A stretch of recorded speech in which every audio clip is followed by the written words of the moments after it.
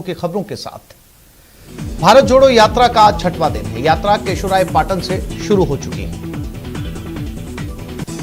श्रीगंगानगर के Lyallpur farm house के पास Hindumal coat road पर अस्थायी रूप से अतिक्रमण कर मकान बनाकर बैठे लोगों को स्थानीय प्रशासन के द्वारा हटा दिया गया। नागौर शहर के सुगन सिंह सर्किल के पास सुबह करीब 11 बजे एक दुर्घटना हुई, जिसकी एफआईआर पुलिस ने 10 घंटे तक दर्ज नहीं की। इसके बाद परेशान होकर रात में नागौर शहर के टैक्सी चालक कोतवाली थाने के बाहर जमा हो गए। भीलवाड़ा के जिला कलेक्ट्रेट दफ्तर में आयोजित हुई बैठक में ग्रामीण स्वास्थ्य समिति की बैठक हुई। चूरू के NH 52 गांव दादू के पास शुक्रवार शाम बोलेरो पलटने से हुए सड़क हादसे में 30 वर्षीय युवक की मौत हो गई।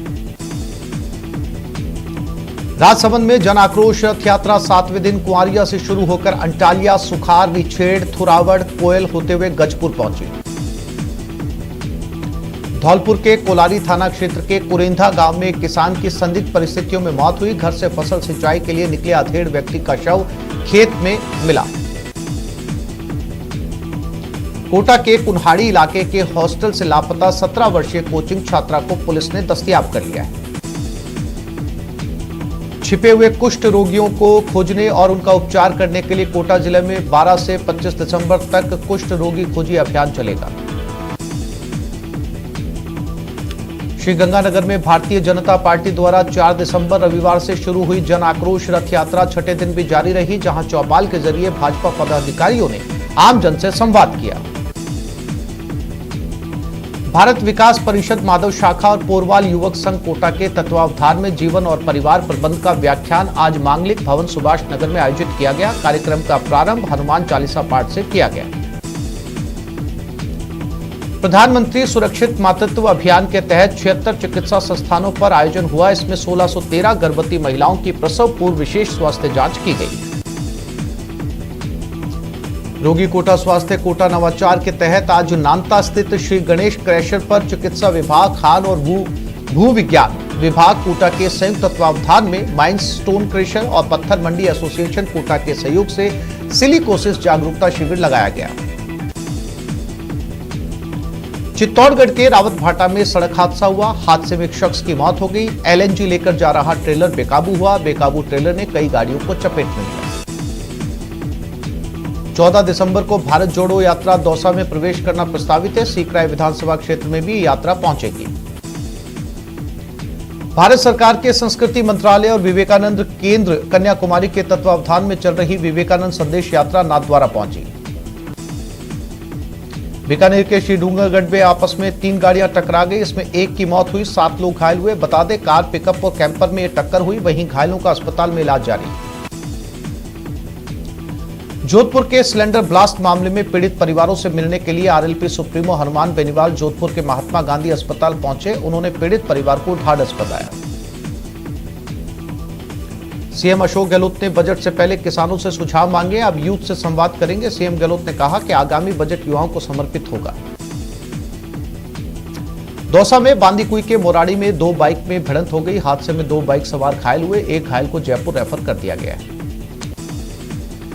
श्रीगंगानगर में तापमान में ठंड बढ़ने के साथ ही गर्म गद्दे और रजाइयों की बिक्री बढ़ गई है। गद्दे रजाई की बिक्री बढ़ने के साथ ही गद्दे भरने और रजाई बनाने का काम भी रफ्तार पकड़ने लगा है।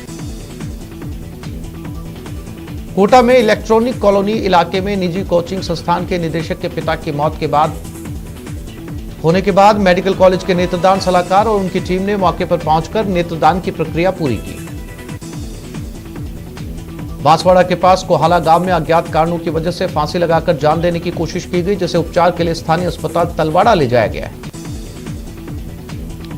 भारत पाक युद्ध में भारतीय सेना के अदम्य साहस और जीत का प्रतीक पाकिस्तान का पैटर्न टैंक श्रीगंगानगर के सुखाड़िया सर्किल स्थित भारत माता चौक पर रखा हुआ है, लेकिन प्रशासनिक अनदेखी के चलते टैंक का प्लेटफॉर्म पूरी तरीके से जर्जर हो चुका है। न्यूरो इंटरवेंशन लैब की स्थापना के बाद अब कोटा के MBS अस्पताल में भी पहली बार ट्राइलॉब्स ब्रेन एन्यूरिज्म का एंडोवेस्कुलर कोलाइंग द्वारा जटिल ऑपरेशन कर एक मरीज को नया जीवनदान दिया गया।